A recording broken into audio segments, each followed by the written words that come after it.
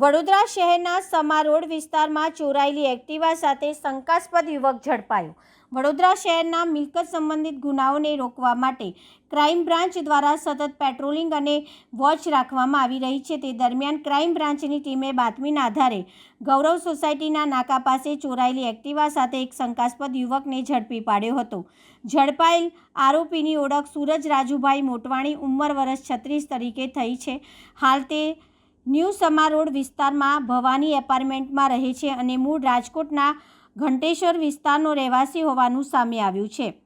પોલીસે તેની પાસે રહેલી હોન્ડા એક્ટિવાના દસ્તાવેજો માંગતા તે કોઈપણ આધાર પુરાવા રજૂ કરી શક્યો ન હતો, જેના આધારે પોલીસે તેની સઘન પૂછપરછ હાથ ધરી હતી। પૂછપરછ દરમિયાન આરોપીએ આશરે 1 વર્ષ પહેલાં સમા રોડના સંજયનગર વિસ્તારમાંથી એક્ટિવાની ચોરી કરી હોવાનું કબૂલ્યું હતું। ત્યારબાદ પોલીસે એક્ટિવા કબજે કરી વધુ કાર્યવાહી હાથ ધરી હતી। તપાસમાં જાણવા મળ્યું હતું કે આ વાહન ચોરી અંગે સમા પોલીસ સ્ટેશનમાં અગાઉથી ગુનો નોંધાયો હતો। કબજે કરાયેલા હોન્ડા એક્ટિવાની અંદાજિત કિંમત ₹50,000 હોવાનું પોલીસ દ્વારા જણાવ્યું હતું। પ્રાથમિક તપાસમાં એ પણ સામે આવ્યું છે કે આરોપી સૂરજ મોટવાણી અગાઉ ફતેગંજ અને સમા વિસ્તારમાં થયેલા વાહન ચોરીના ગુનામાં પણ સંડોવાયેલો રહ્યો છે।